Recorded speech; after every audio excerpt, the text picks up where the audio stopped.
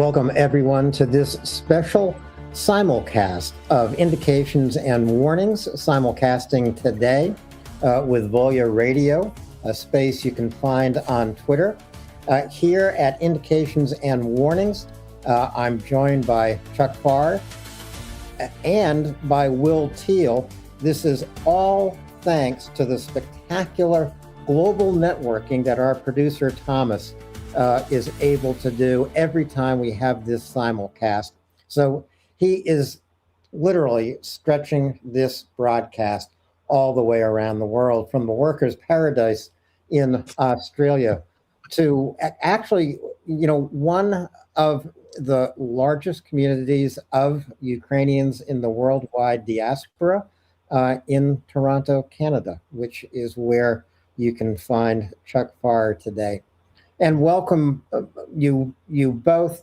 This is especially important to do. We'll be here for about 2 hours and helping to raise some money for the alpha units of SBU with our good friend WarDoggo, and with an SBU alpha unit soldier from the front, Andriy, who is generously sharing his time with us. I mean, believe me, he could be relaxing for the next 2 hours instead of talking to us, right?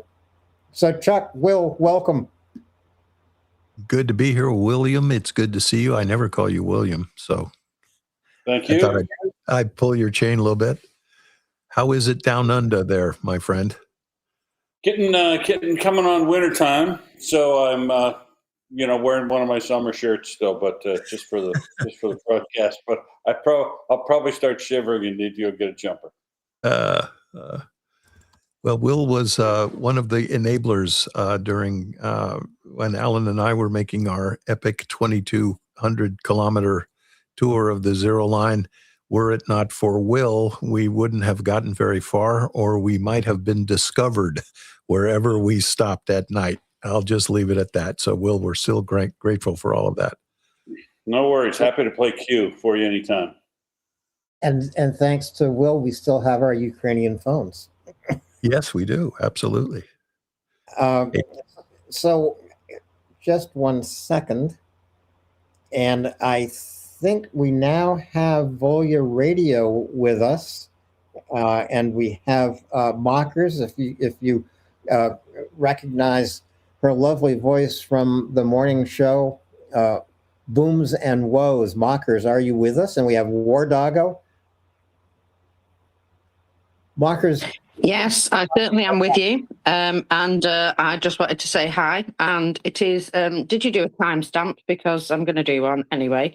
It's just after 4 p.m. in the UK and just after 6 p.m. in Ukraine. Excellent. I think those are the only timestamps we need today, Mockers, don't you? Works for me. And let's welcome WarDoggo to both Volya Radio and Indications and Warnings. WarDoggo, how are you doing?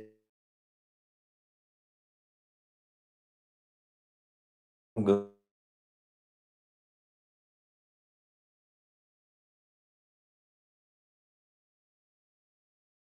I can't hear WarDoggo. Mockers, can you hear WarDoggo?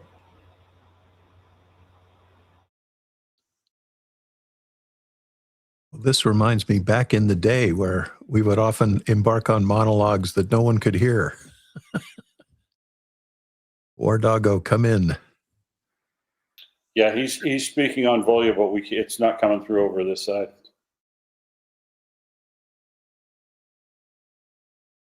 So there is just a glitch that we need Mission Control to fix here, so we can hear WarDoggo.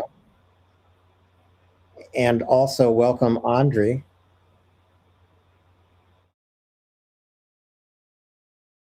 Okay. Denmark, we have a problem. There he is. There he is. I'm bringing him up now for you. Wonderful. Now we're reconnected here, so we can hear everyone, see everyone. Welcome, WarDoggo, and welcome, Andriy at Volya Radio. So you can find the Volya Radio space on Twitter. You can find the live indications and warnings broadcast on YouTube. And shortly on Twitter, there will be a link to Give Butter. In the video description here on YouTube, there is already a live link to Give Butter. So we can get to the business of raising some money to help the SBU Alpha Unit give a hand to Andriy and to WarDoggo.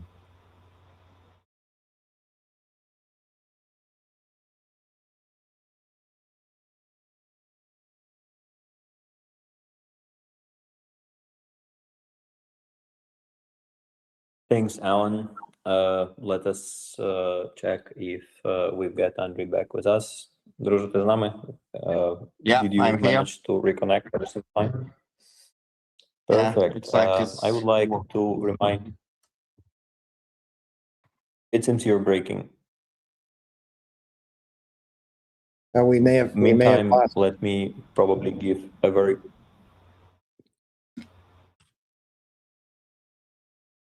Back to you, Alan. Okay, thank you, WarDoggo.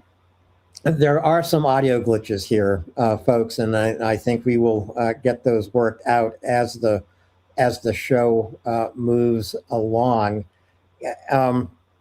This is in particular a show where we will have the opportunity to speak with both WarDoggo and Andriy, especially about drone warfare, about electronic warfare from the front lines, and if we want to begin there, Andriy, if you can hear me, I think maybe the place to begin is just with your general impression about the intensity of drone warfare and therefore electronic warfare on the front line.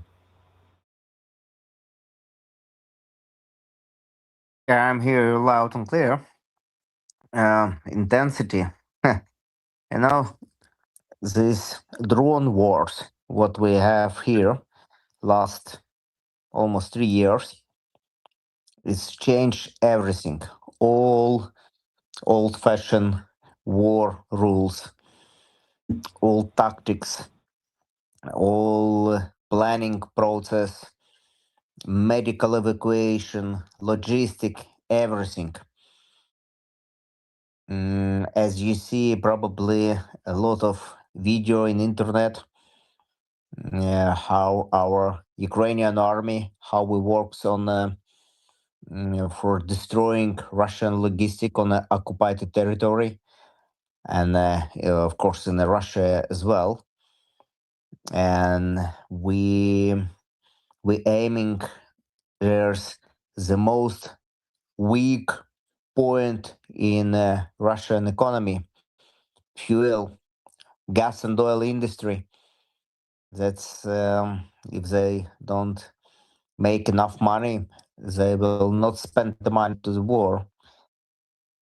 This is like a main trend in 2026. And what about electronic warfare? It's became probably the most important on this war, because many things on the battlefield depend on radio signals. It's drones, communication, navigation, jamming GPS. It's one of the very important part of our job. Any controls. And if you can find, block or break the signals, you can stop enemy drones, protect your soldiers, and make it harder for the enemy to see and attack you. Of course, we are working not alone. For example, 2 years ago, the main defense tactics from Russia intelligence drones like Zala, Arlan, or Supercam, it was electronic warfare. Now it's 99%. It's our anti-aircraft small FPV drones. It's very handy, easy to use, and of course very cheap. And if this anti-aircraft drones, its average cost around, let's say, $800. Rosala, it's $60,000, I believe, 60 or 75. It depends what kind of camera they have on board. So, according to economy of the war, this is a very nice tactic. So, But we still Andriy, use some electronic warfare devices, tactical level, just to be in touch with our anti-aircraft some squads or units. Andriy, I have one question for you. But just before going to listeners at Volya Radio for their questions and to viewers on YouTube at Indications and Warnings for their questions, as well as turning the conversation to Will and Chuck, my question is this. Are the Russians still using fiber optic drones in a widespread way all along the front, to the best of your knowledge? And are they indeed impossible to intercept with electronic warfare? Absolutely impossible, because all signals going through the fiber optic video channel and the control. And it's we have some sensors, like a sound sensors, who can detect and recognize sounds of fiber optic drone propellers.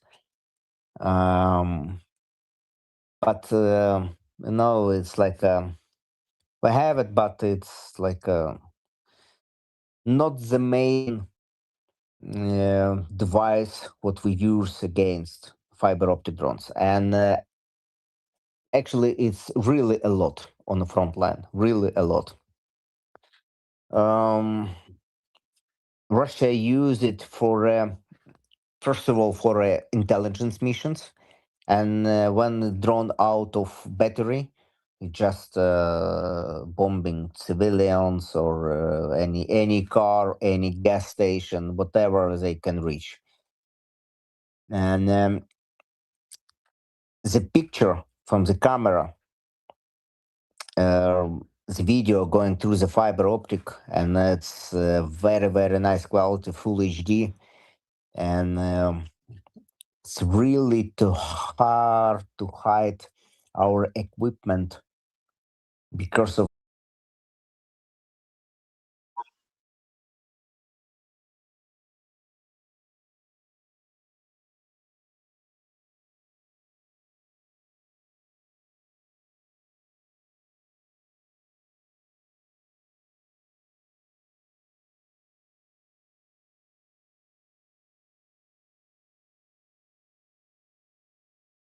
With Andriy at the moment.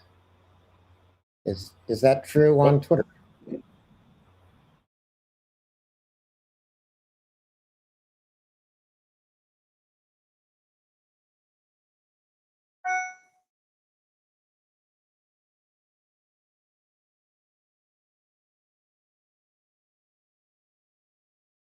Well, I would remind everybody. One hand. or matrice drones with checking our roads, highways, looking for these ambushing drones.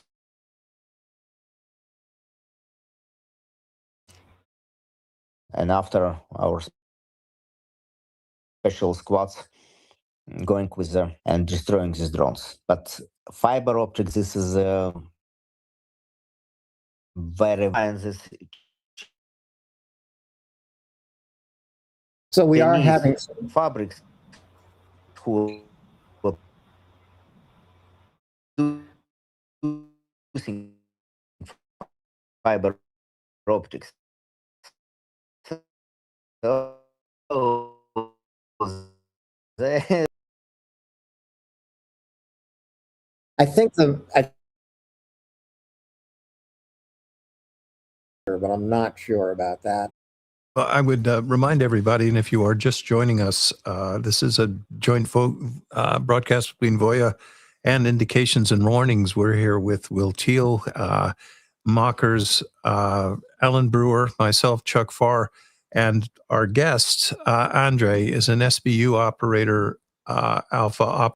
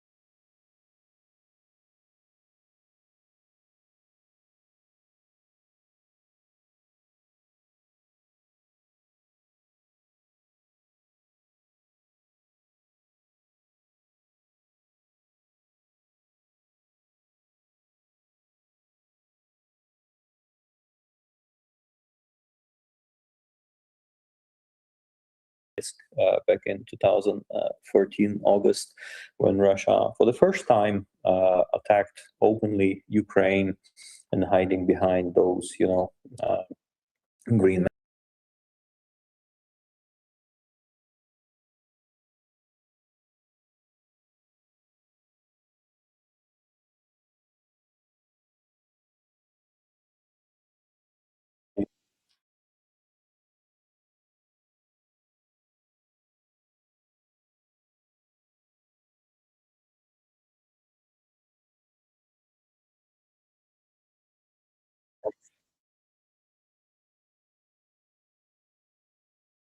line in Chelsea Yard, and making sure that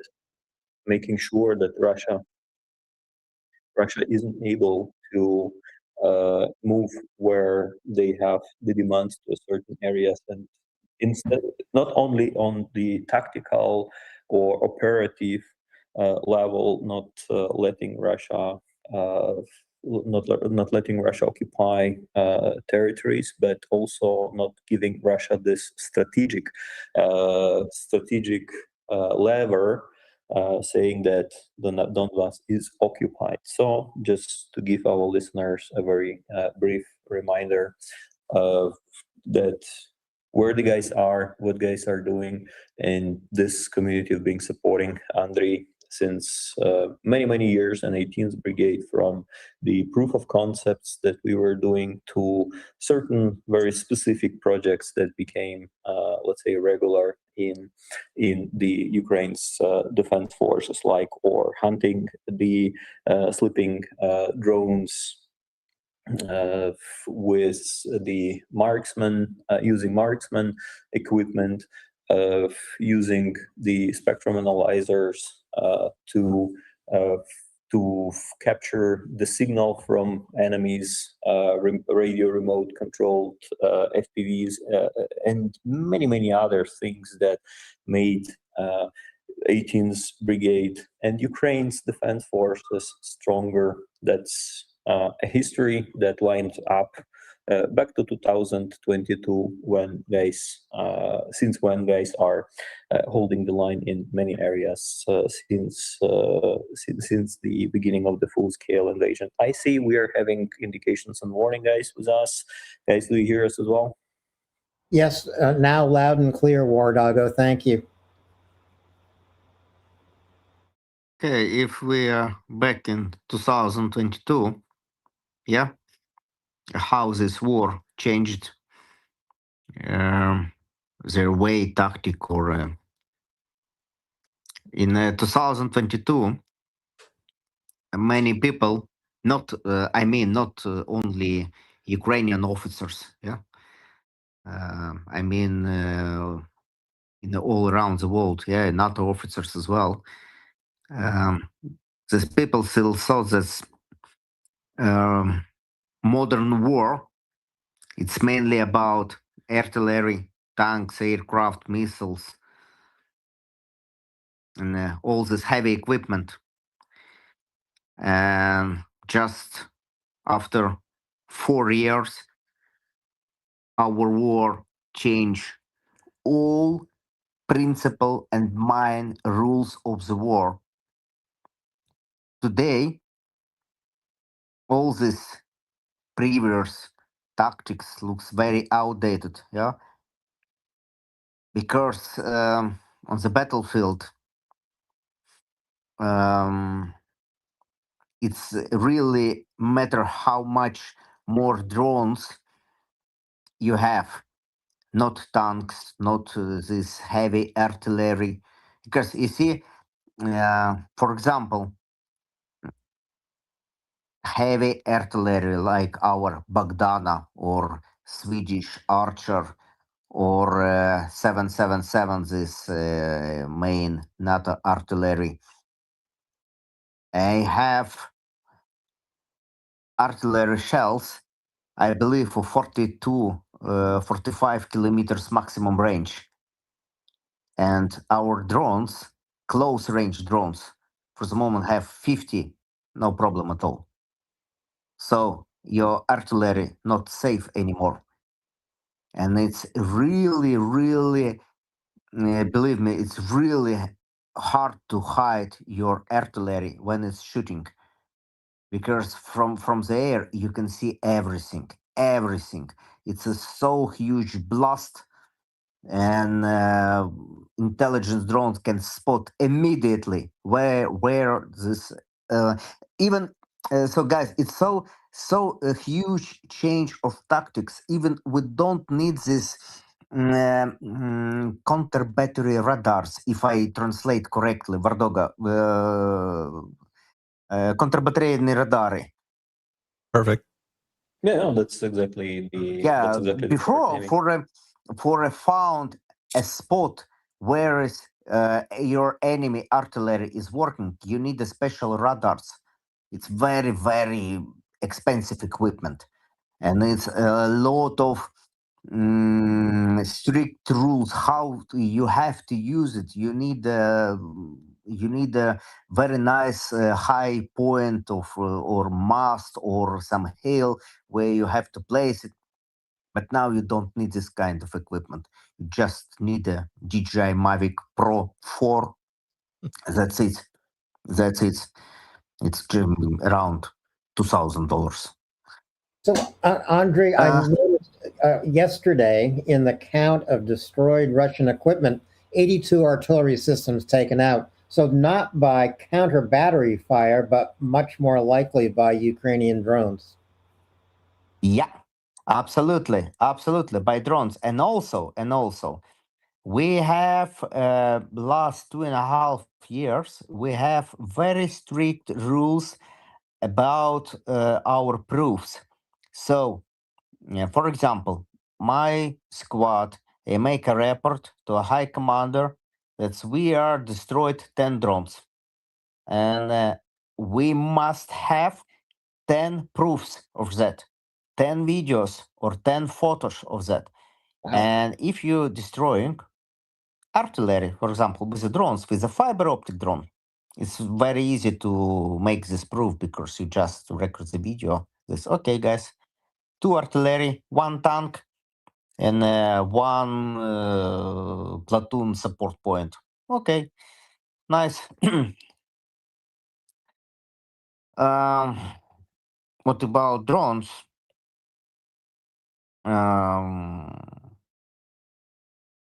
Also, the second, like outdated idea, these drones are only for reconnaissance.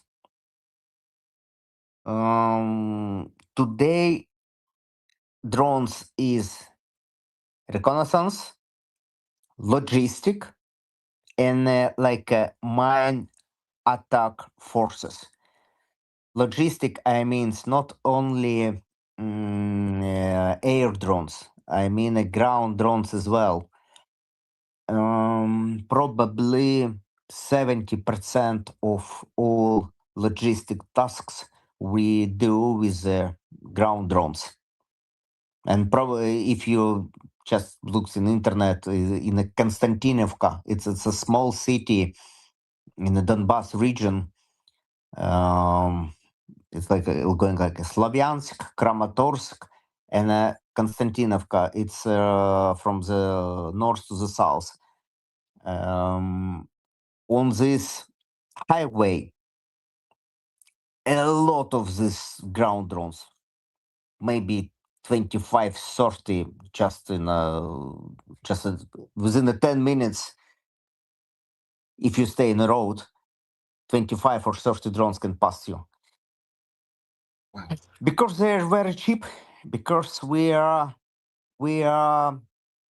is one of the way how we save life of our soldiers who drive before these trucks or pickups or some APCs. We don't need to put them in danger anymore. That's why these drones very, very important. And it's also everything changing so fast, and we are here when we have a boring days. It's not very often, but sometimes Very we often. have. But what's going on around us in the world, and we are really shocked when we see it's the most powerful army in the world, in my opinion, is the United States and Israel as well. They don't learn our lessons. The lessons what we already paid with blood of our soldiers. I saw a lot of videos on Reddit, whereas Hezbollah posting this video how they destroying Merkava tanks. And what I see on these Merkava tanks, I didn't see any anti-drone protection. I didn't see any electronic warfare devices. Absolutely zero. There is kind of the perception that the drone warfare is the drone of the countries that doesn't allow doesn't have enough money to build the proper air force, for instance, and cannot gain the air superiority. Sometimes there is kind of this bias that okay, but if they had the proper means, they didn't have to have the drones, which is partially true. But on the other hand, I believe today, with the drones covering operative, tactical, and the mix in between both operative, tactical, and then tactical strategic depths of the front line from, I don't know, 20 to 50, 70, and from 70 to 120, and then the deep strikes deep inside Russia.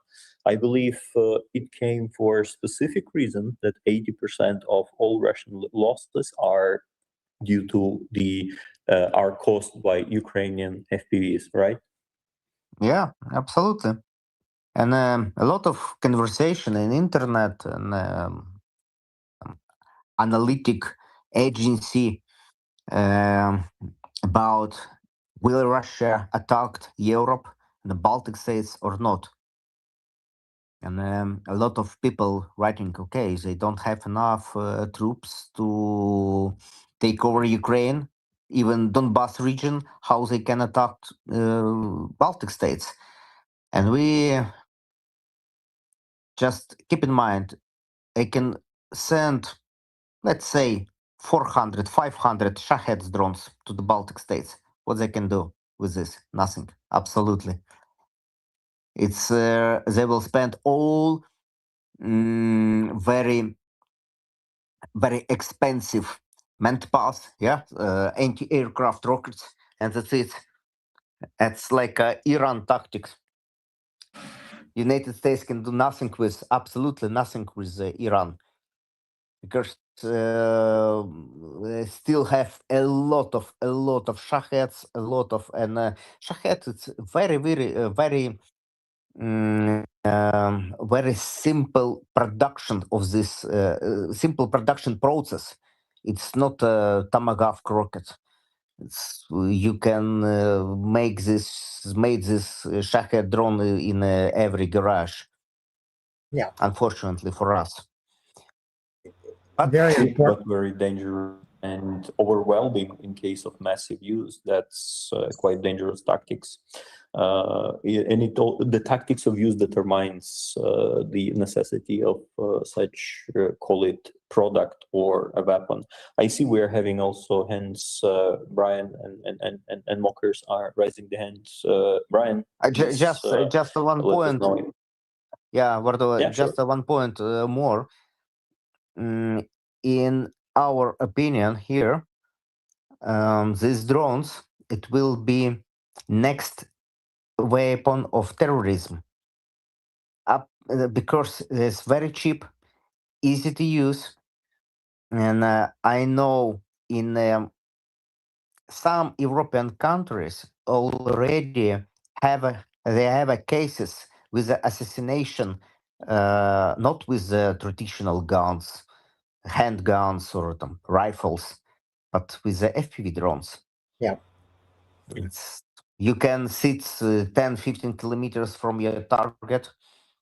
And so, this technology out of our hands, and it will be, believe me, bad guys will use it for sure. And this technology will be improved with the next few years. I still see a huge room for improving with the radio side, with the way of controlling these drones. There's still a lot of room for improving. Believe me, it will be done what for do you sure, think overall? 100%. I think, Andriy, that is What a do you think real. overall is? I think that is a real risk. WarDoggo, let's just go back to Mockers for a moment, and then I think on to Brian. Mockers, please go ahead. Yeah, I just wanted to quickly add something about ground drones. What I have noticed recently is that we are now counting the amount of ground drones that are taken out from the Russians, because, they've appeared on our daily numbers list. So the Russians have also cottoned on that these ground drones are very useful, mainly for supplies and logistics, I would imagine. I don't think they do an awful lot of rescuing of injured soldiers with their own ground drones, because they seem to be doing that with horse and cart right now. However, they lose ground drones, so I imagine that the Russians also target your ground drones. Is that right?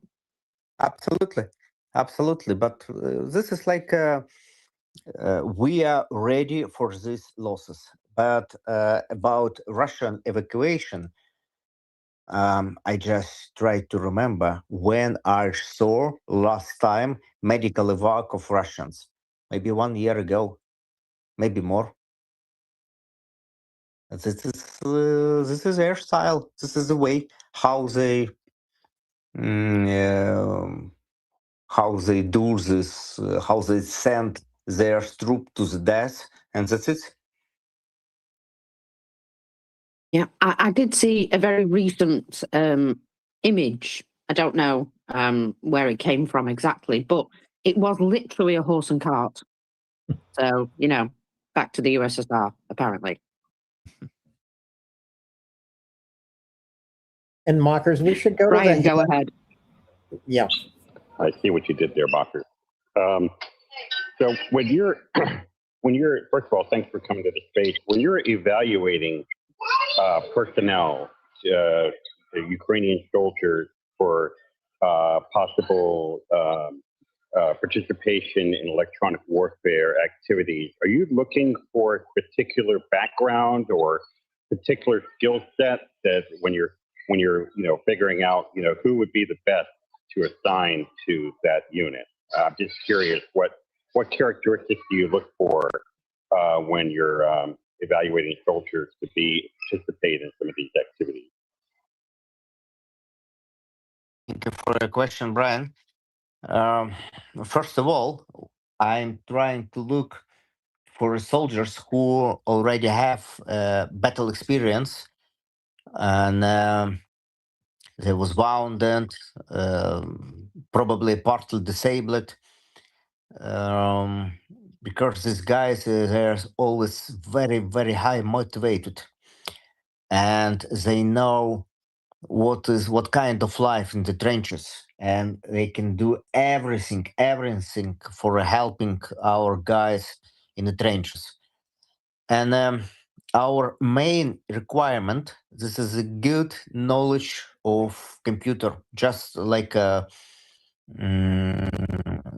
in a very good user level, because all our systems, all our electronic warfare devices, tactical level, I have this not like old-fashioned with one button. It have a very complicated way of controlling, and it's like a chain of electronic support devices with electronic warfare devices, and like a chain of command. So of course we are teaching these soldiers. We have like a training center in our brigade, and in our experience this is the best way. So we found a soldier, we teach him. It's around 3 to 4, probably 5 weeks for preparing soldiers to be like a part of our battalion already. But by the way, we have first in the history of National Guard of Ukraine battalion of electronic warfare. This is like one of our achievement. So we have so huge line of defense. It's our commander give our permission to make a battalion. So probably the most important is computer skills, like to be a nice and skilled computer user. WarDoggo? And speaking overall, who has more chances to become a good electronic warfare operator? A guy who is the radio amateur, like is your experience before WarDoggo, we military, already over. or No more, no more available guys from radio motorsports. No more. okay, Yeah, or only an IT only like specialist or old an dudes engineer? who have already 70 who already 70 years old or very young. So no more Okay, we available scratched guys. the radio amateurs because they're not available any longer. And it's a huge luck if you find one that is still not being in the army.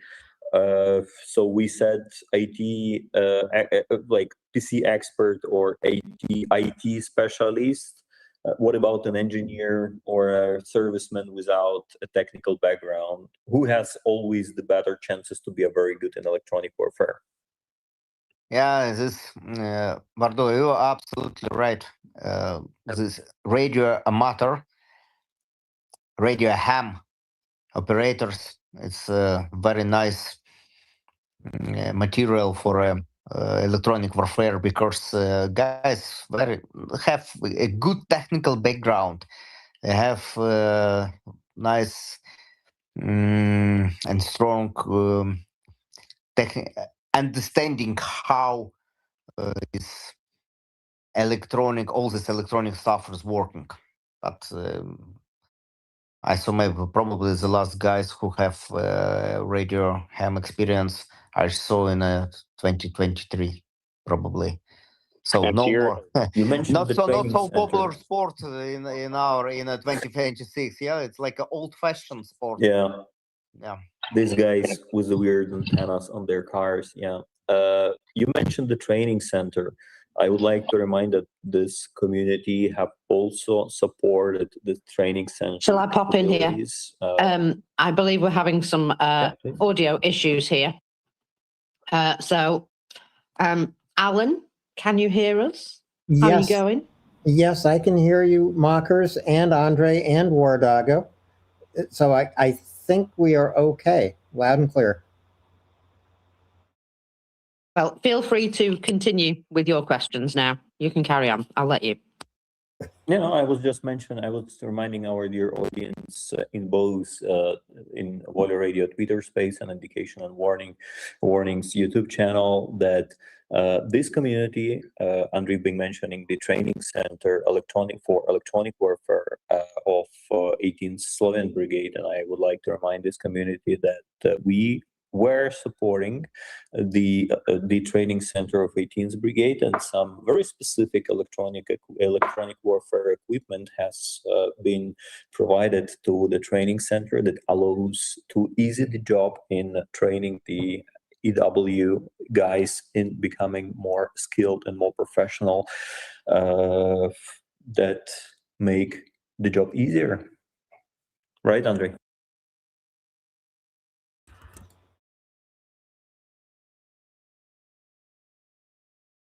You're talking to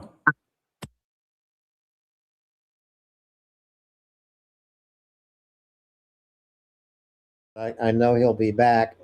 You know, WarDoggo, Chuck, Will, Andriy, I thought, raised a very important point about using drones and interceptor drones in addition to the anti-drone nets around Ukrainian ground lines of communication.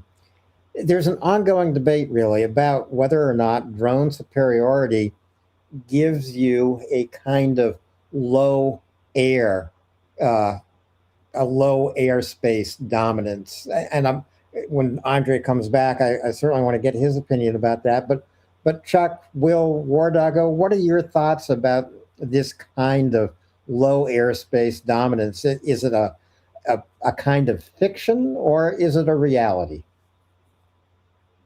Well, I'll dive in here a little bit first.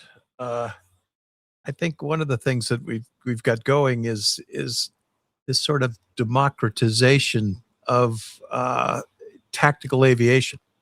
So in the old days, which was 5 years ago, in order to have tactical air dominance, meaning your helicopter gunships could operate, your A-10s could operate, that required Goose and Maverick to be up there dominating, with at the very least, a localized air dominance. And in the case of what the United States liked, that was total air superiority. And now, and as Andriy and WarDoggo were saying, everything has changed. And to a lot of an extent, it doesn't matter who has, quote, air superiority. As long as your drones are operating, and in the case of these fiber optic drones, nothing really can stop them unless it's an interceptor or a lucky rifle shot. But that makes all the difference in the world. The other thing is, 5 years ago, artillery was killing most of the soldiers on any battlefield since the Napoleonic Wars. Now, if you're going to fall dead on a Ukrainian battlefield, 95% chance that you were killed by an FPV drone. Will, you are a real Army soldier. Please weigh in and correct my naval misapprehensions. Real.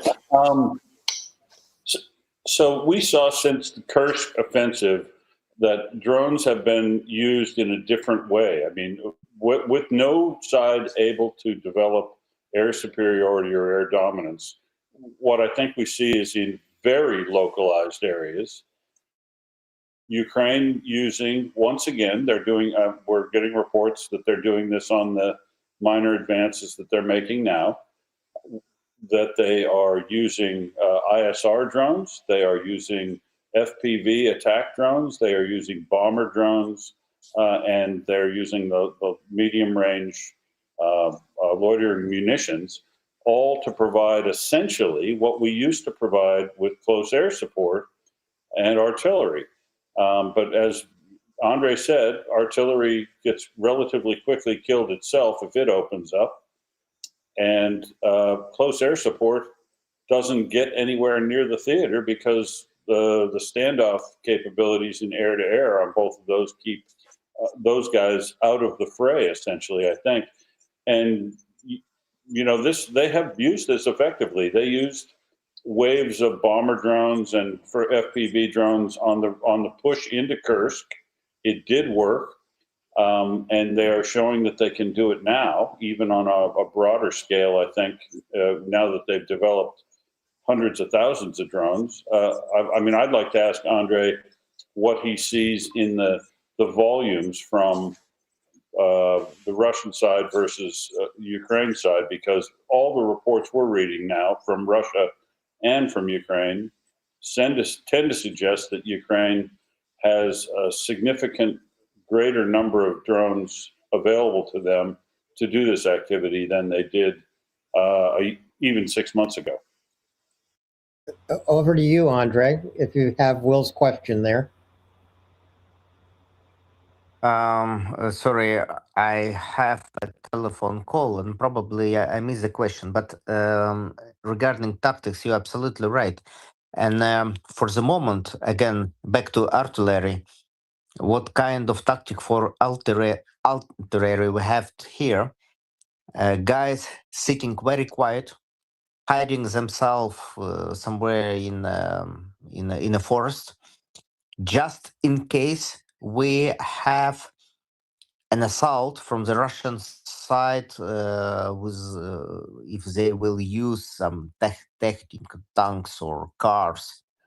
Why artillery? Because for an artillery shell, we need 45 to 35, 55 seconds. For drones, we need at least 3.5 to 4.5 minutes. So artillery still the faster way to bring death to your enemy. That's we don't use it. We just keep them just in case of some difficult situation on the battlefield.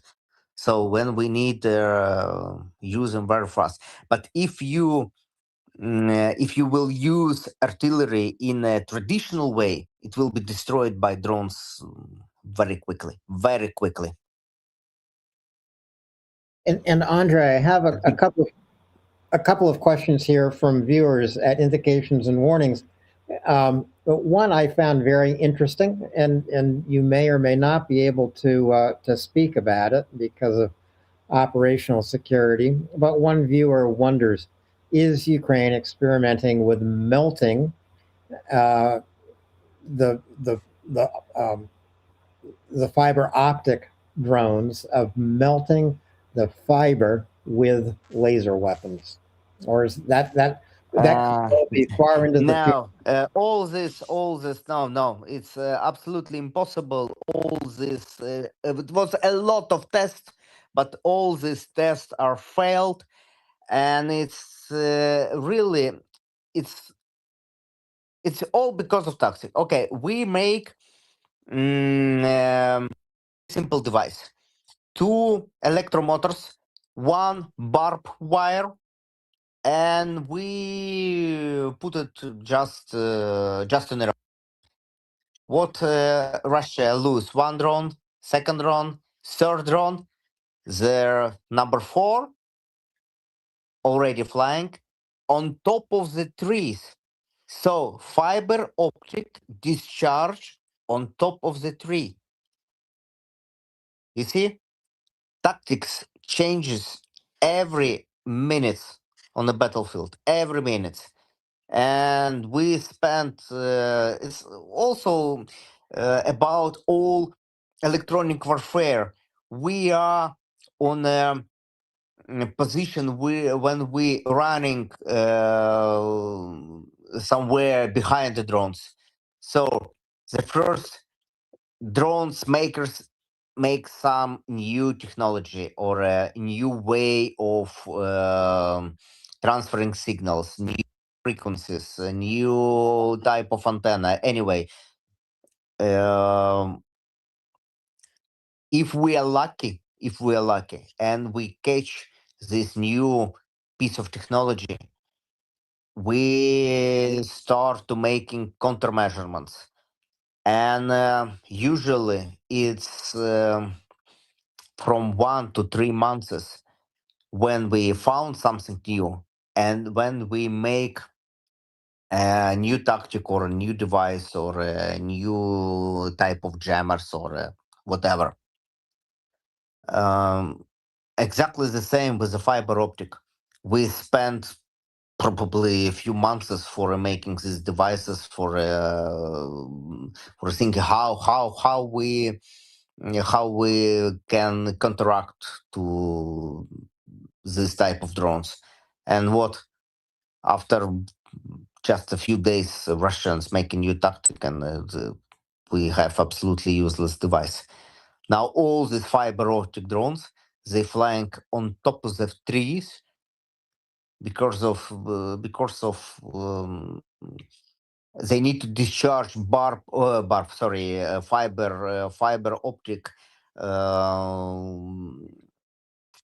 to try to save as much as possible.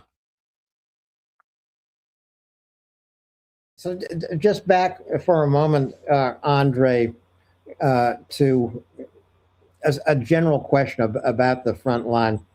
And WarDoggo, if this question has been asked in my absence, just remind me. But it's a great question. What concerns you more today, Andrei? The mass deployment of drones, or their increasing intelligence and autonomy? That is drones that use AI for their final targeting path. No, also this it's very rare because of supply chain. I saw very few drones from the Russian side, but all of them use this NVIDIA. I forgot NVIDIA. WarDoggo, do you remember this AI NVIDIA motherboard? Це платка для шиї. вылетело с головы.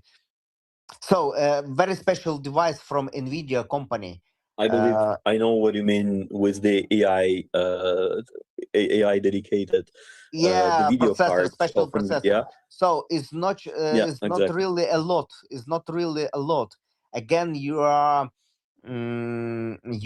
depending from a Western. You cannot win a war if you don't have local production. Of course, if you are buying something from your potential enemy, yeah, you are Russian, and you are a Russian guy, and believe you can win a war if you are buying some spare parts on your enemy. No, it's not work like this. And as far as I know, China don't have. Probably they have, but they don't selling it. And I believe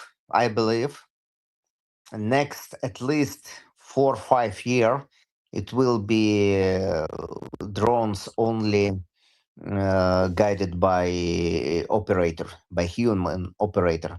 Of course, it's some technical solution against electronic warfare. For example, cruise mode is like very very simple autopilot. Yeah, when the drone can keep altitude and keep heading, try to pass our electronic warfare layered defense line, and when it pass, it can catch again signal, and again it can be controlled by operator. It's a lot of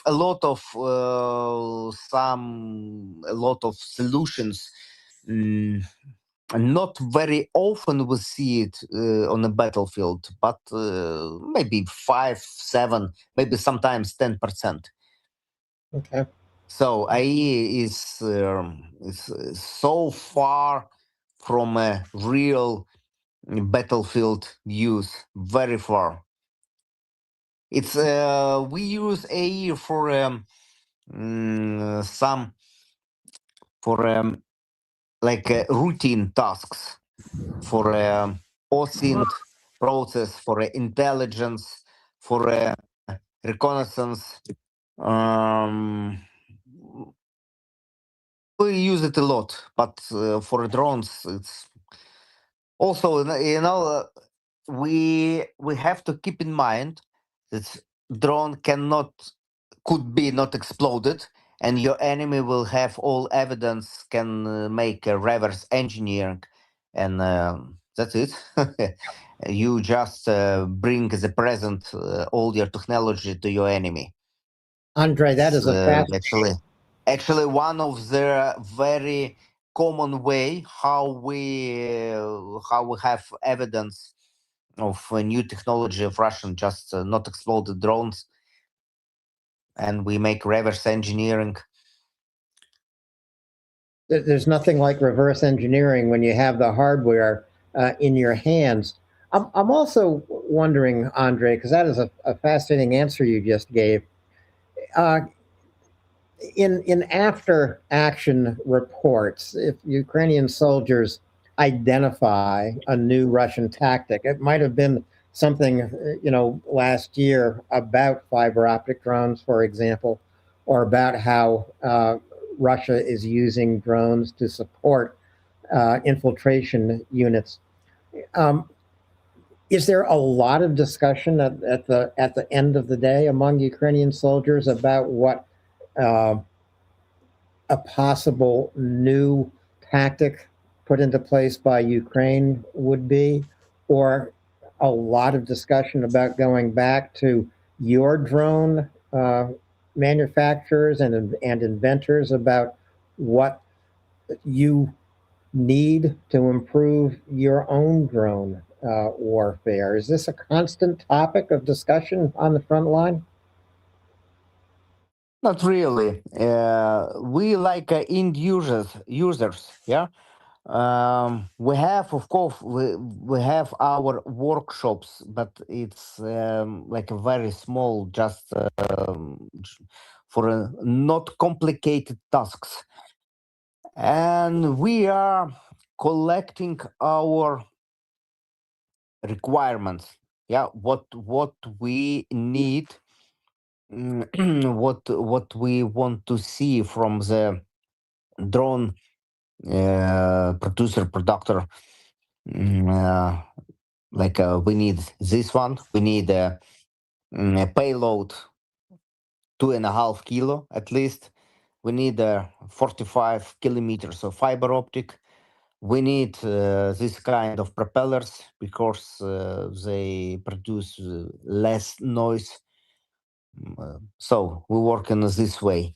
But I know a lot of brigades in Ukrainian army and a few in a National Guard.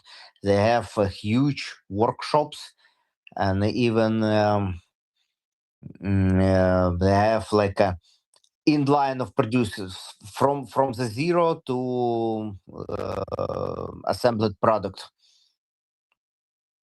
It takes only a matter of days. WarDoggo, over to you.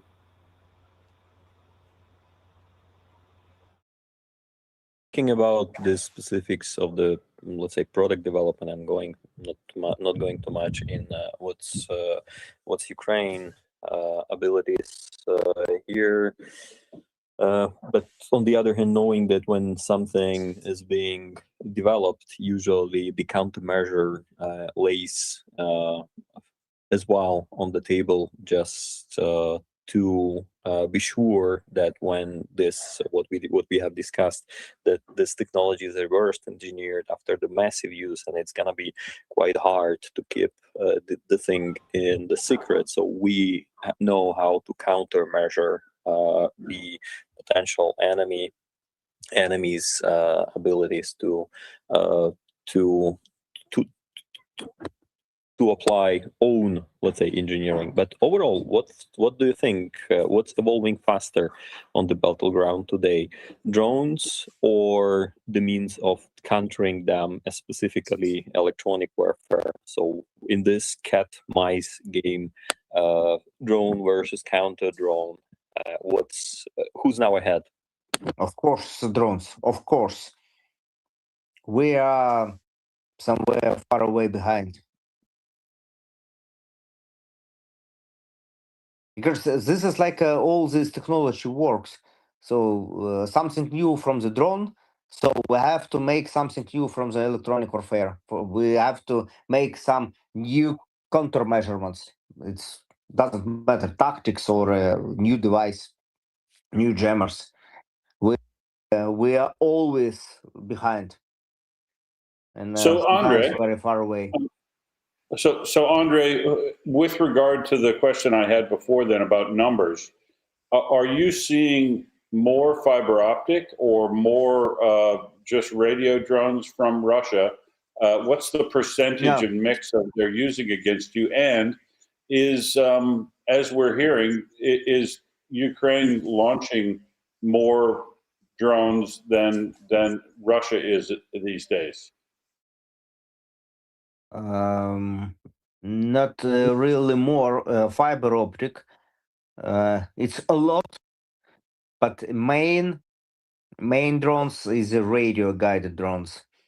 I believe this is because of supply chain, because the biggest fabrics in the world are in China, and very smart Chinese guys, they make money, raise the prices, and make some money. And I believe probably 30% of fiber optic and 70% is radio guided traditional drones. But it's very hard to say because about traditional drones, radio drones, what are working in the radio and traditional video channels, we have layered electronic support devices, and we have nice system for identification and counting how many drones we have per day, per week, per month. And what about fiber optic? It's no any device for identification of these drones, only by sound, but it's not really accurate device, not really accurate technology. So it's very hard to say how also about the front line. Who will calculate how many fiber optic drones just hit this platoon support point?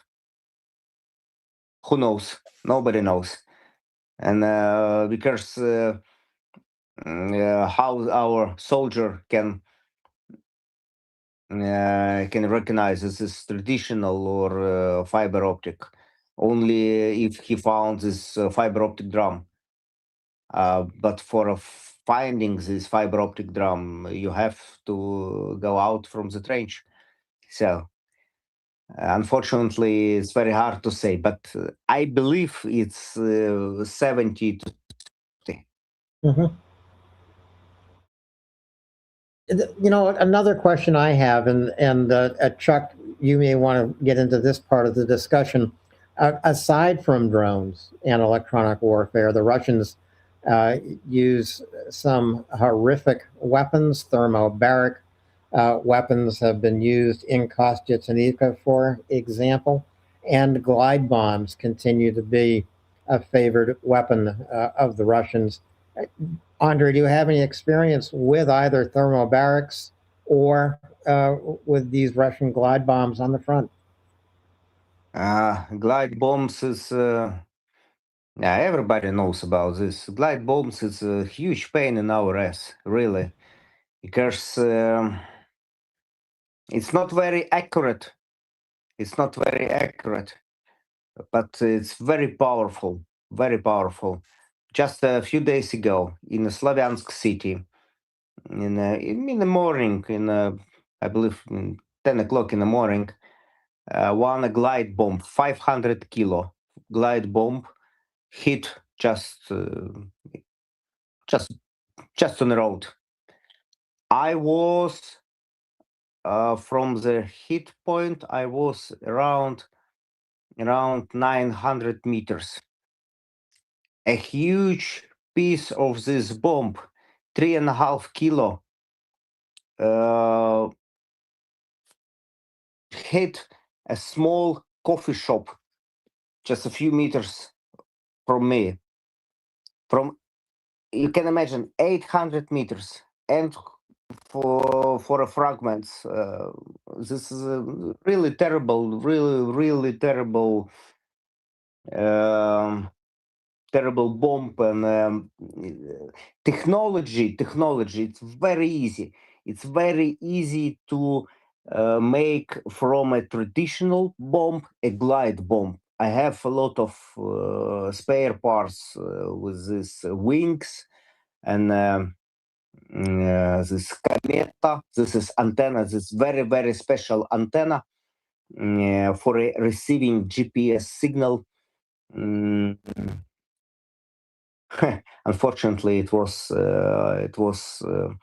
invented, and first production was in Ukraine, but Russian government they just bought these engineers, and they make a deal. They relocated them from the Kiev to Moscow. It was in 2007, I believe, or 2008. Pay them a lot of amount of money, and now we have a huge problem with this. This is antenna with anti-GPS jamming technology. Very interesting. I have one antenna from the glide bomb what are not exploded. It's nice. It's very cheap in production and nice. So this is why we have really a lot of problems. And honestly, with this all these glide bomb strikes in the Donbass region, I know because I am in all these police chats, whereas police officers, they're putting the photo and the reports, what happened, where's happened, who was wounded, who was killed, how many civilians killed. And I see it's probably if we have 100 killed civilians and only 2 or 3 will be soldiers, servicemen. This is like it works. It's always civilians have bigger disaster.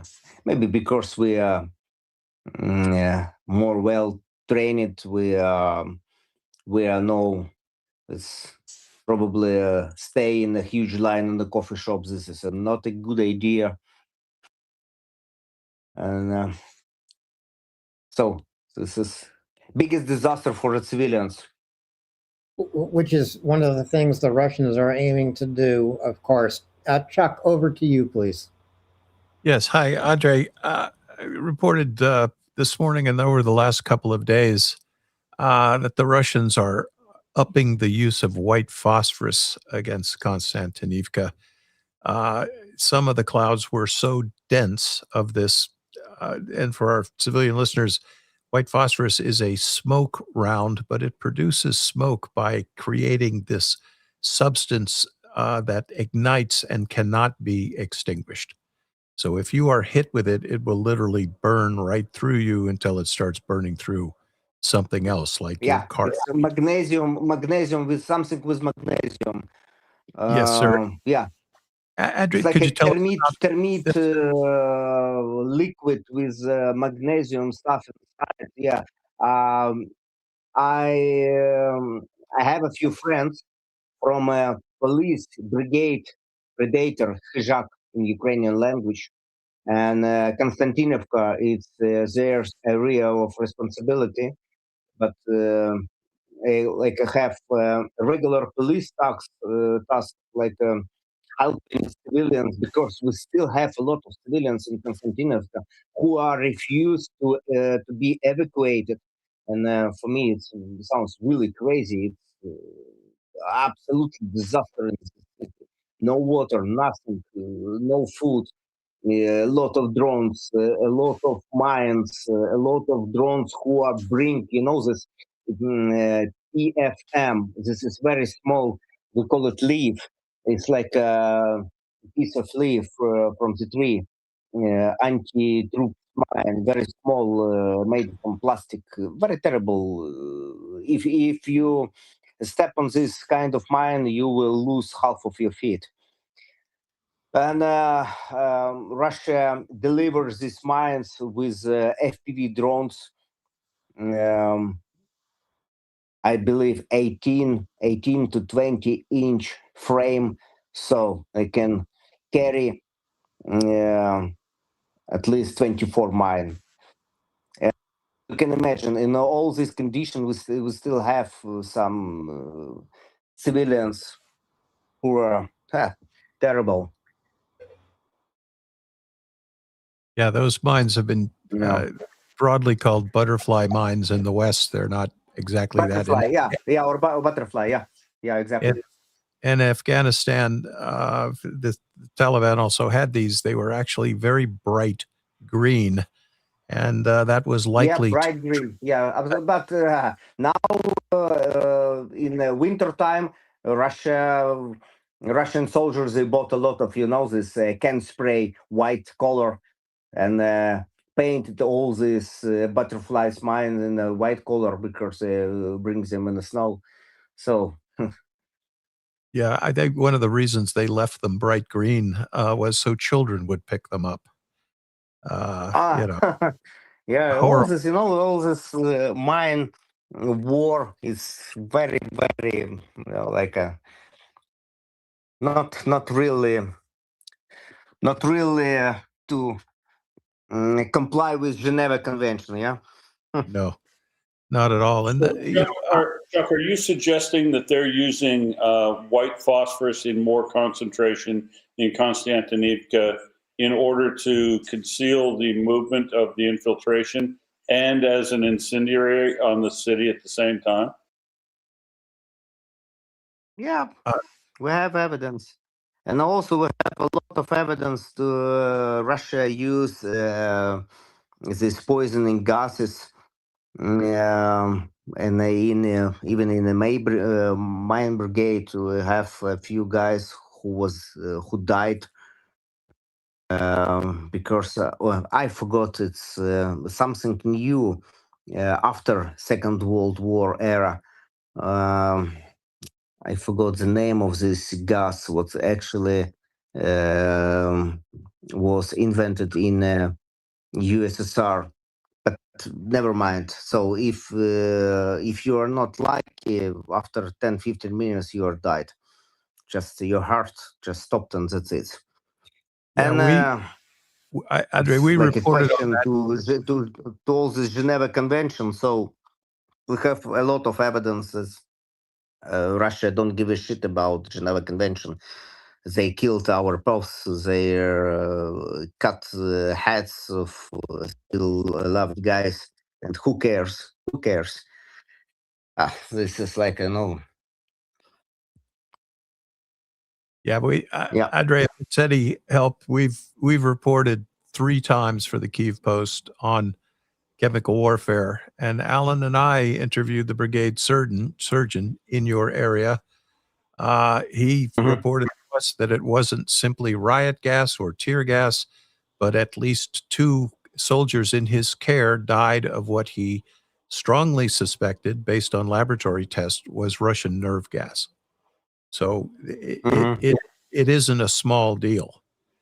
And we, Yeah. and as you just said, they're using chemical weapons against the city of Konstantinivka. And right, I share your frustration. Yeah, Why? they use it for sure for a basement, because it's some basement. Our like a flat was made in a USSR era when it was a nuclear. Like a nuclear fear of nuclear war, and some basement are really very, very well made with beton and steel, and it's really too hard. If you have a troops in this basement, it's really hard to take them off. So gases, this is the way. Yeah. Well, that is a pretty detailed description of the front line from Andrei's experience and point of view. And it's also a reason to remind listeners on Volya Radio and viewers here at Indications and Warnings on YouTube that it is possible for you to support Andrei and to support the SBU Alpha soldiers in the field. Over on Twitter, there is one post up in the nest that gives you a link to give butter, and in the video description, as well as in the live chat on YouTube, there are links to give butter. You can choose to make a single generous donation, or you can choose to become a monthly sponsor of Alpha SBU. And in fact, WarDoggo, it would be worth talking about the value of a monthly sponsor. This gives you a revenue stream that you can depend on.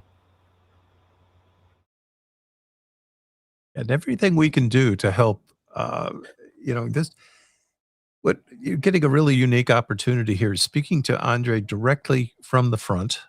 He is foregoing his own sleep and rest and briefing cycles to join us, but you're hearing directly from him, among the battlefield informational updates, you're hearing of pretty much we've talked about at least 3 war crimes here committed in the normal course of Russia doing business. Actually, there are 4. The murder and mutilation of prisoners of war. One moment, please. Actually, maybe 5, because every day, I have at least 2, 3, 4 cases when Russian FPV drone kill civilians. And all evidence we are collect because we are intercepting video signal from the drone, and all this intercepting device, they're using our Delta system, and all videos are recording. We're recording on the servers in the internet, and on military charts we make like an event that's here in for example 1720 where killed civilians with the Russian FPV drones, and we are attaching a video. So this is like a way of Russian terror. If they cannot find like a proper military target, they just kill civilians and don't care. In Drushkivka city, two and a half weeks ago, Russian drone killed old women, maybe 67 to 70 years old, who are walk on the street with a very small girl, probably 10 to 12 years. Yeah, it's, of course, it's a huge question. What are they doing on the street in a Drushkivka city, who are just 15 or 13 kilometers from the front line? But Russian operator saw for sure, for 100%, this is not a soldiers. This is 2 women, young and old, and he killed them. This is a Russian way, guys. This is a Russian way. Yeah, and it is also the Russian way to strike emergency vehicles and ambulances and evacuation teams. Sorry. Even a United Nations car was hit by FPV drones. I believe everybody saw this video. Everybody saw. United Nations white collar car with the UN letters on the sides, on the roof, everywhere. Bams. But for me, the most funny part. So Russia posts this video from the FPV drones on the Russian Telegrams channels. They're very proud of this. They attacked the United Nations car, and this guy who was in the car, I saw his interview, and journalists asked him, "You was attacked? Who it was?" I don't know. And we say, okay, but Russia already posted this video. I don't know. Okay, because I understand There is general all about politics. It's all about politics, and probably it was strict prohibition for him. Do not open your mouth. Do not say this is Russia drones because of politics. But really, it's like very. There is a general perception that Russia's committing all impossible war crimes against civilian population, against no one even speaks about the Geneva Convention and so far and so on. They are just thinking that most probably if they win the war, and in their mindset they are winning, no one is going to prosecute the one who wins the war, and therefore they are behaving similarly as they behaved in literally every war that Russia has conducted. You name it, I know. Yeah, we rewind back Georgia, we rewind back Transnistria, we rewind back Afghanistan, we rewind back to all the wars, including the Second World War that Russia being in, and they were using the same or midwaves and terror against civilian population, because simply the terror is indoctrinated in their military doctrines. But we are in 21st century, and every drone makes the picture for the future prosecution and for the future tribunal that will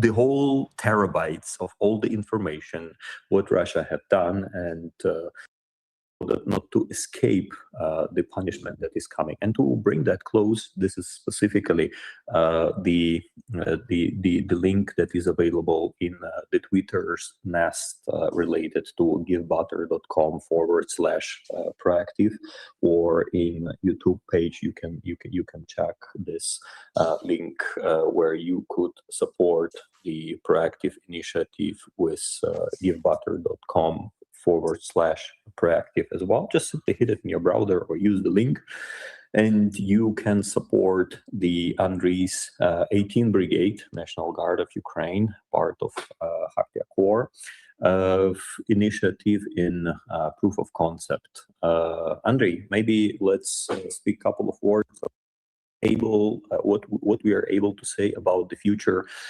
proof of concept without sharing too many details, but just speaking about some equipment, about antennas that will literally bring easier work in bringing justice closer, meaning making an invader being punished for crimes that they commit. Back to you, dear. You mean what kind of what we are in progress now, or what we already the done? one which we have already done is a good reminder from the past. We are actually targeting with the proactive fundraiser, bringing the support. I believe we will not too much deep dive into details. We will let the technology work, but maybe in some general words without spoiling the thing and making it work. We've done really a lot from the last 3 years. Yeah, I believe already 3 years. How it was Sunflower Seeds Ukraine, Volya Radio, and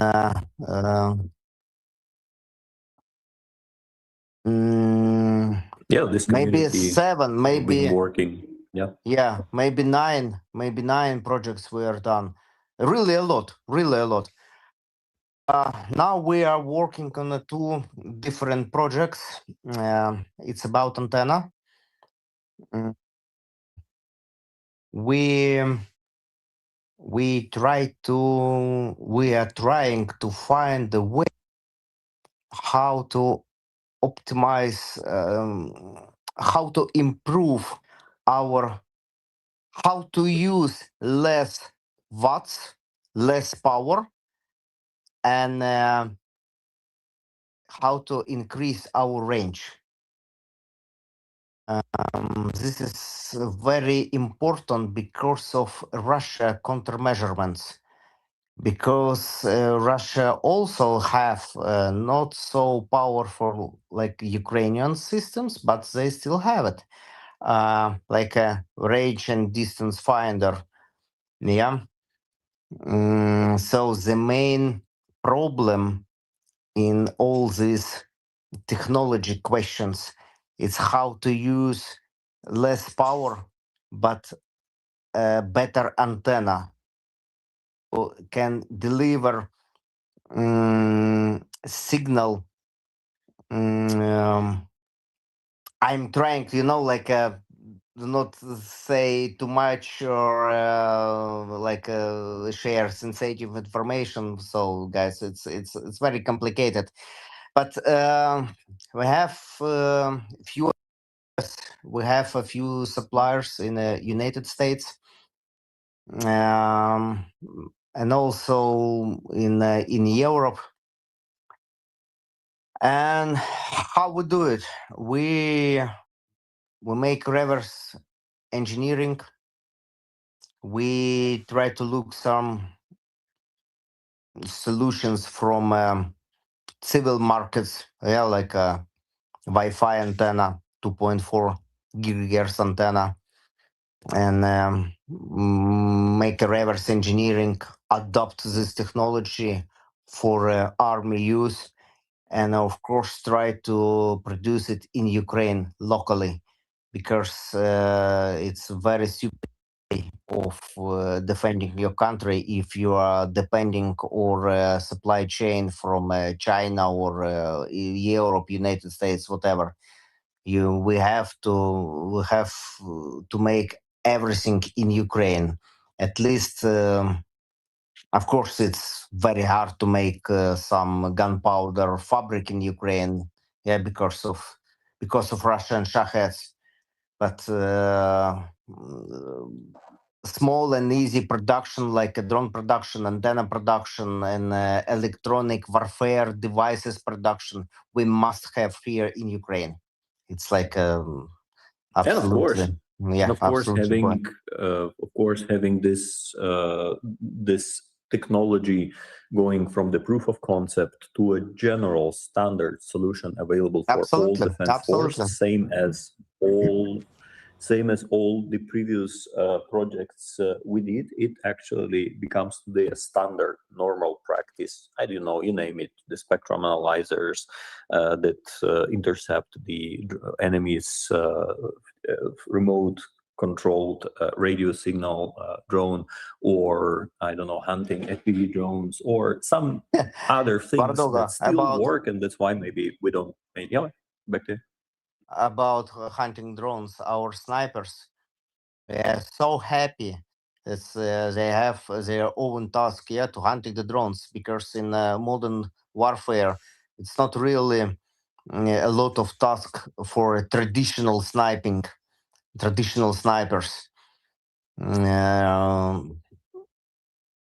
all our sniper squads, we make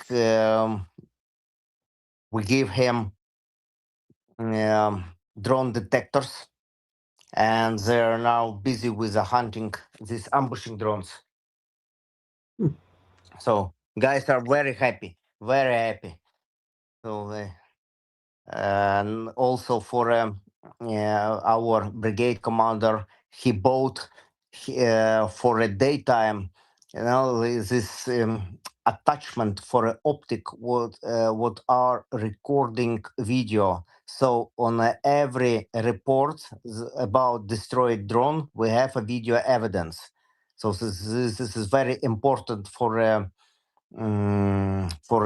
first of all, for controlling your team, what they're doing, how many drones they're destroyed it, where they destroyed it, on which point, on which direction, and also good material for analyzing for our intelligence department in a brigade.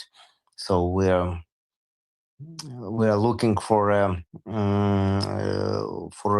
how slightly Russian tactics is changed. Andrei, I Back to you, wonder. WarDoggo. I do have one more question for Andrei. In training for drone operators, do drone operators watch films of successful attacks and unsuccessful attacks? So as a way to identify and improve tactics that they can use themselves?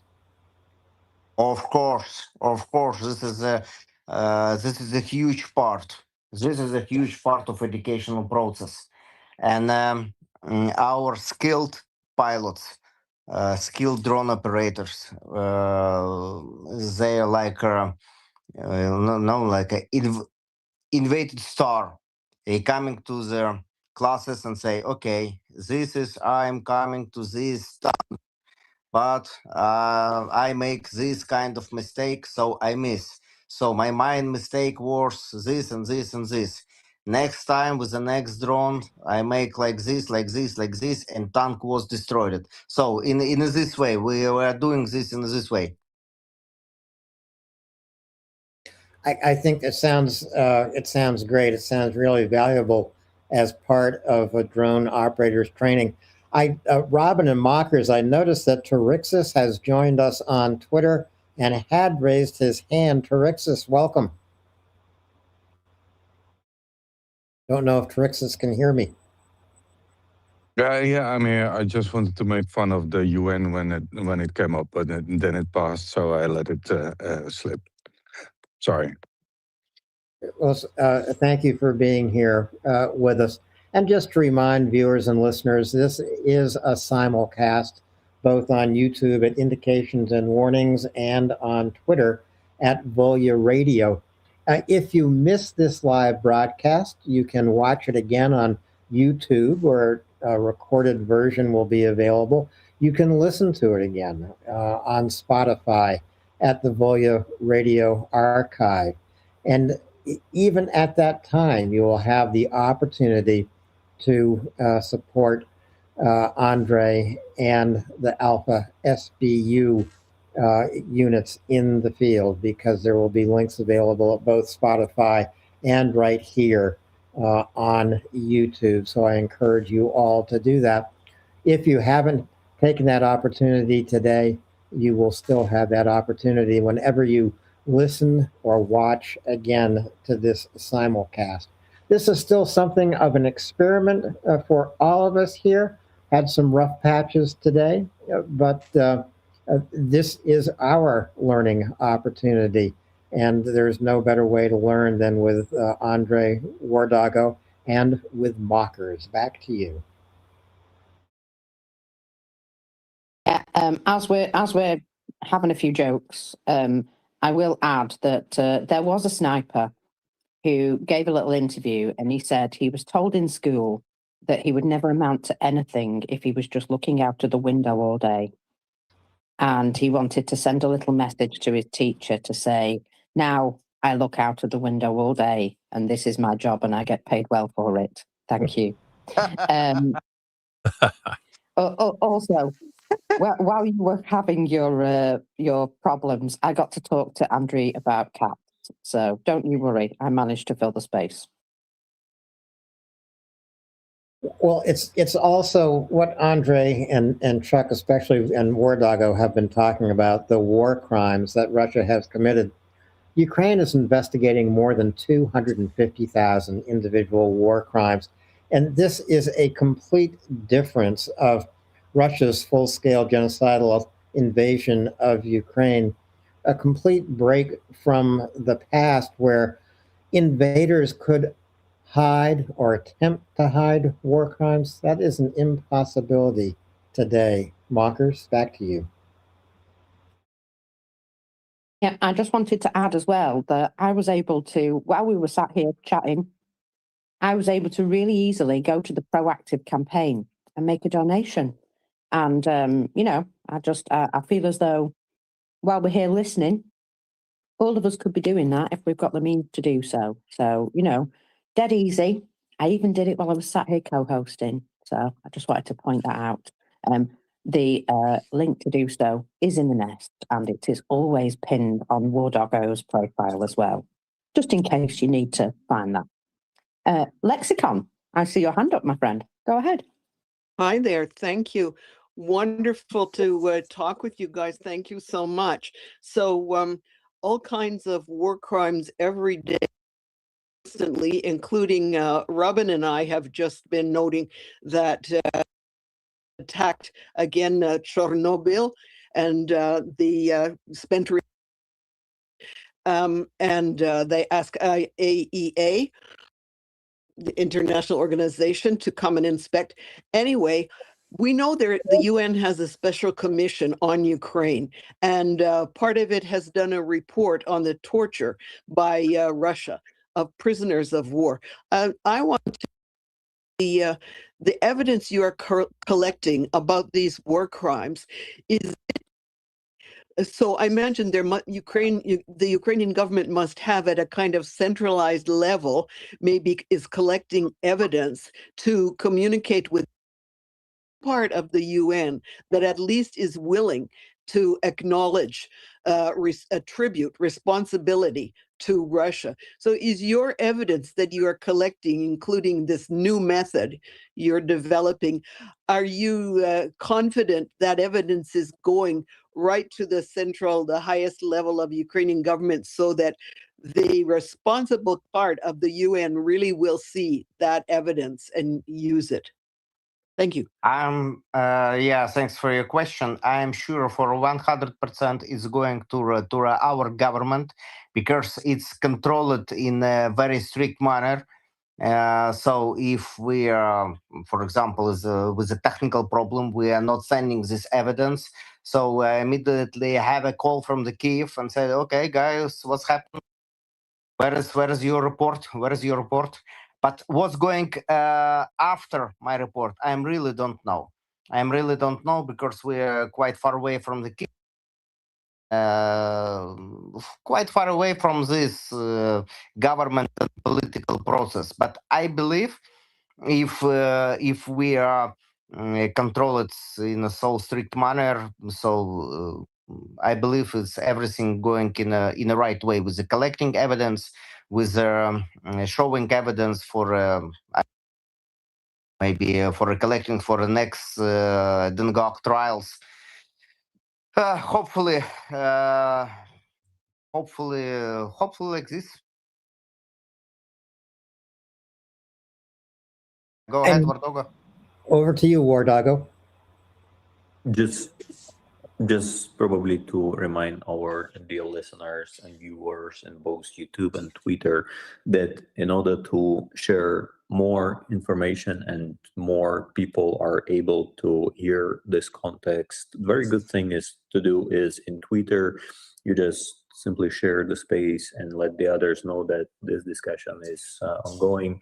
Also in YouTube is very good when like the algorithms are catching that, for instance, you are following the YouTube broadcast and you like the broadcast, it means it is interesting and it's gonna be suggested to more viewers, and that's exactly we all need, and this is exactly the mission that this community is doing, not only bringing the context about Ukraine, but to wider audience why Ukraine has to be supported, why Ukraine bravely fighting for already since 2022 full-scale invasion, already fifth year, but in fact the 12th year of the full of the war, when in 2014 Ukraine attacked for the first time after Maidan, and just to liking or subscribing as well, or both liking and subscribing to Indications and Warning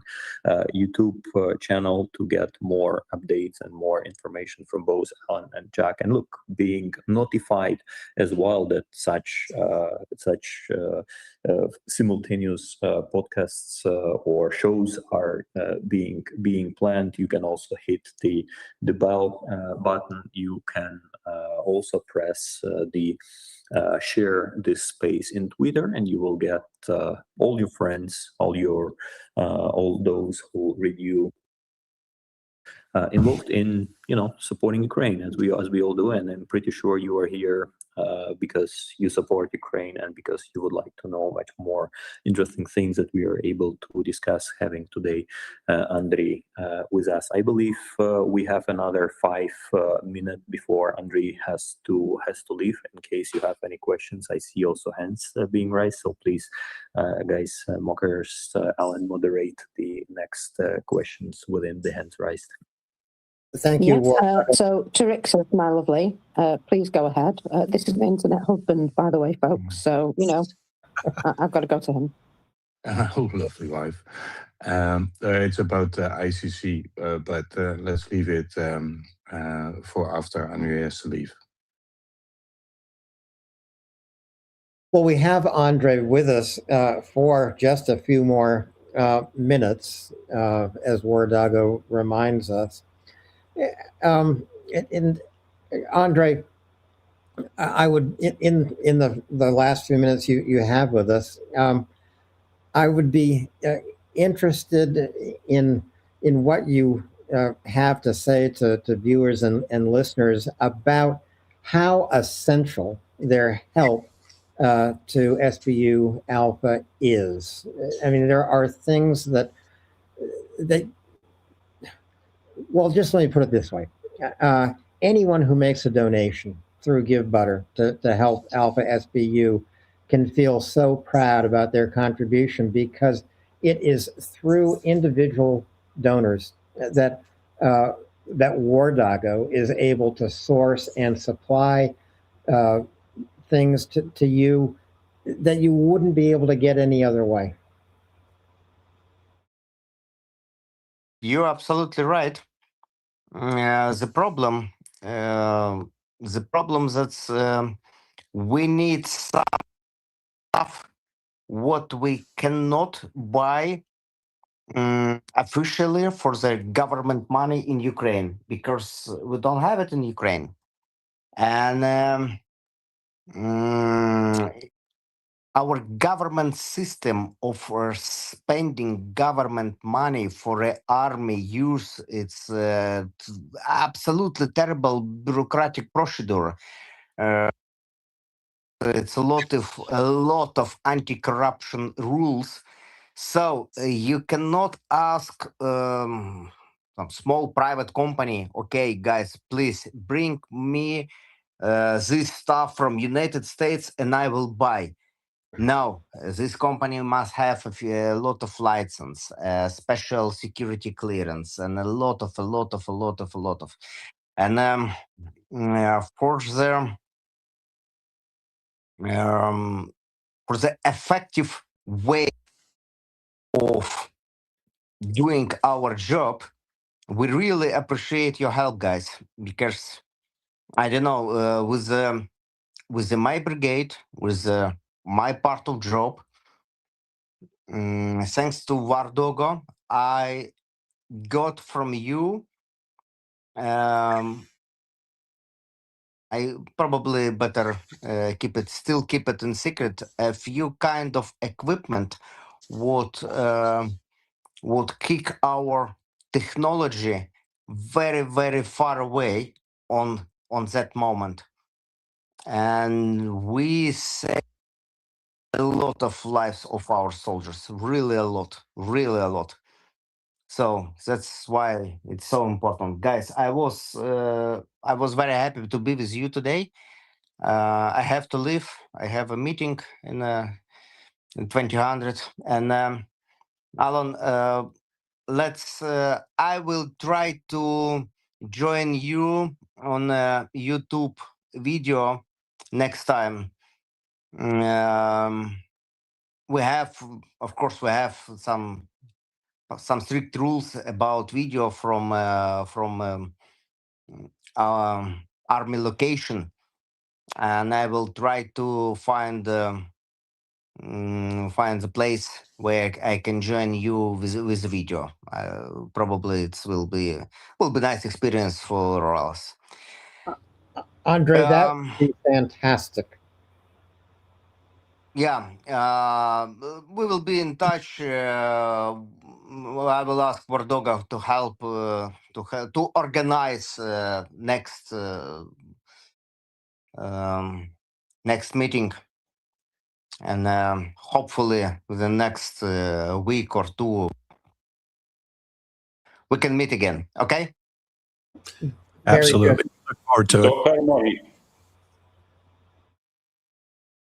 Thank you, guys.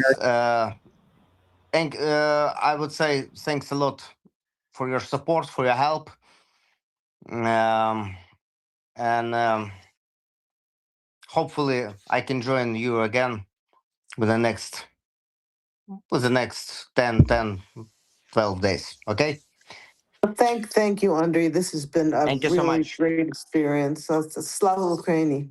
Heroям слава. From Slava. Well, we will be bringing this simulcast to an end pretty quickly here today. I want to especially thank all of the new viewers and subscribers over at Indications and Warnings on YouTube.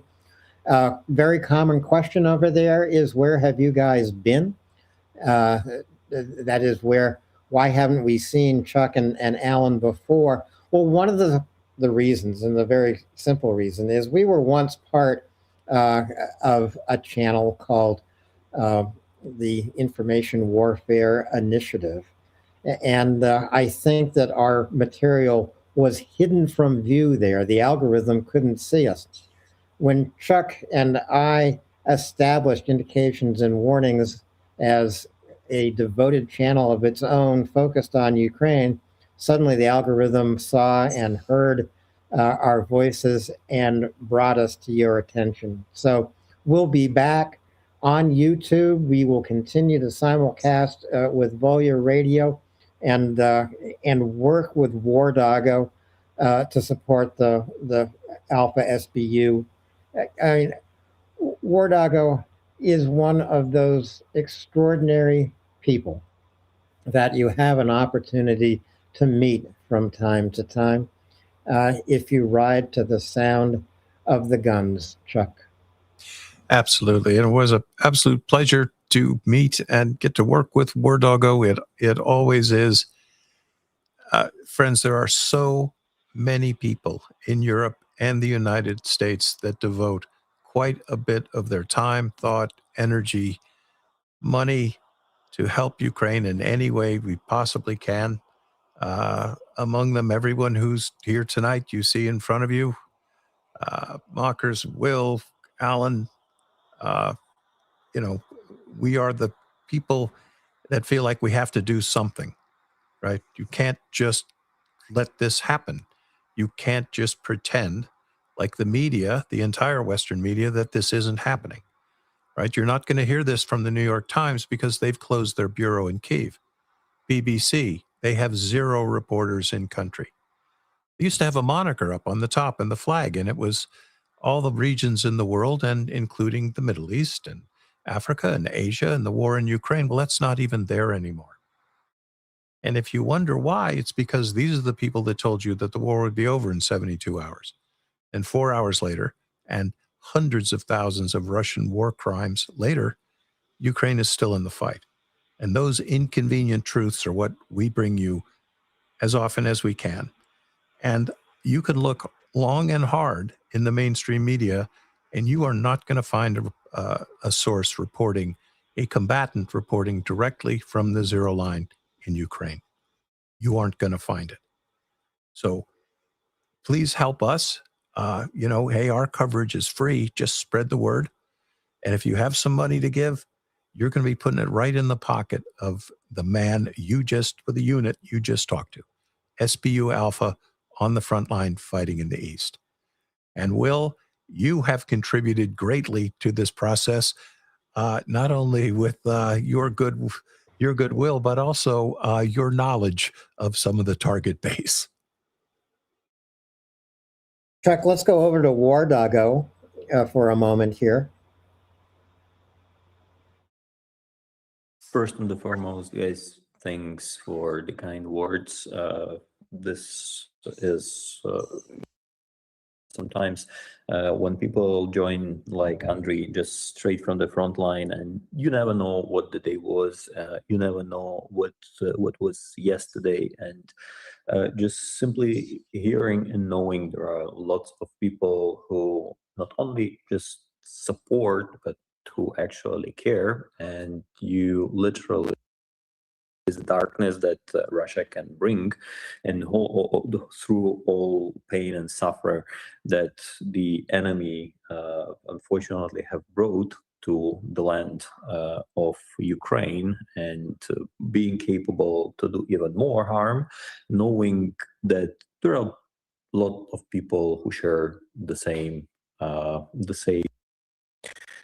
values, and you are not alone in that fight. This community is different to many others, and that community being able to bring lots of to many fighting straight on the front lines, top performing from Alpha SBU guys to 18th Brigade, and many other guys whom through the years our help and support being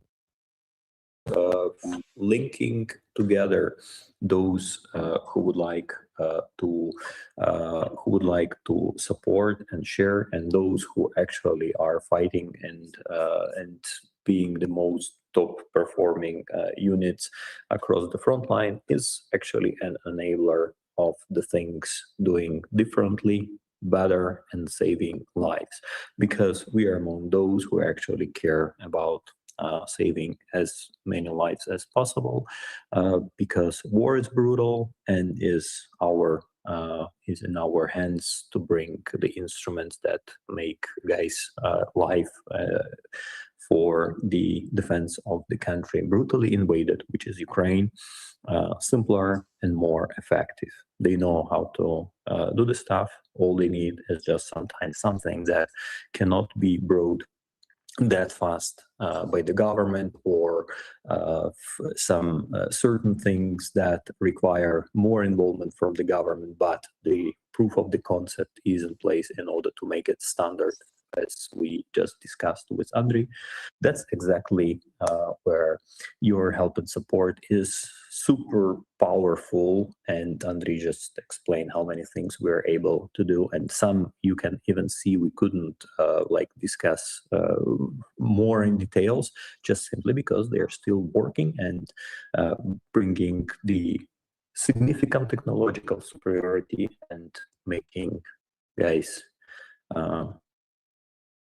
pushing towards that I believe we will discuss also today, that is called gesture of the goodwill that enemy is doing when, you know what happens when the logistic routes are cut, when the midwaves ain't working, when the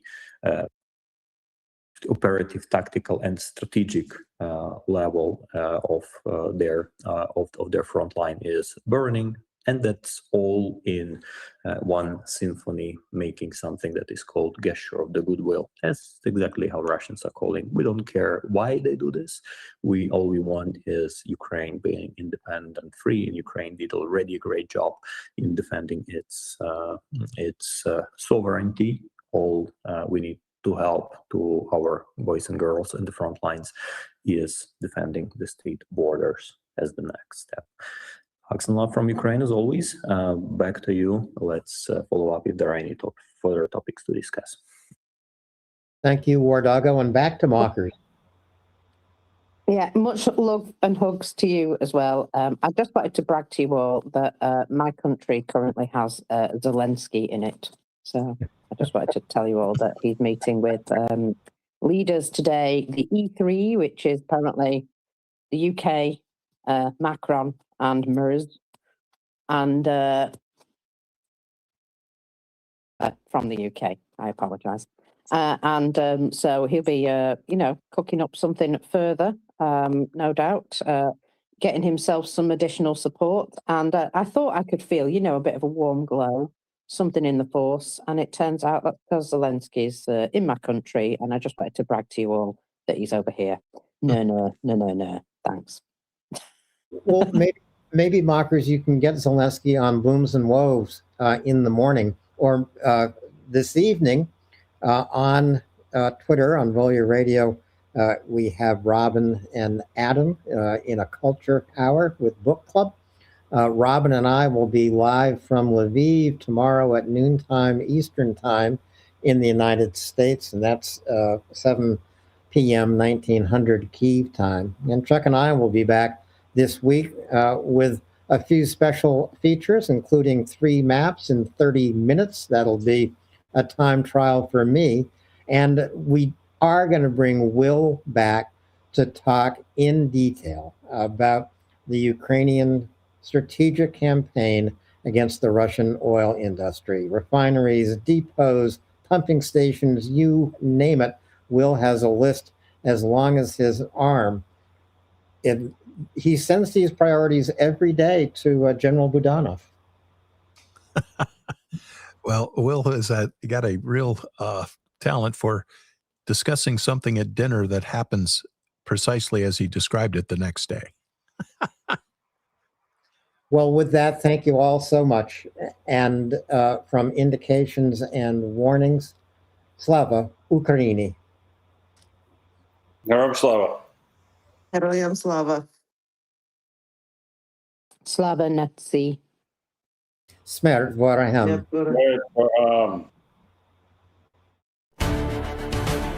Smith Farah.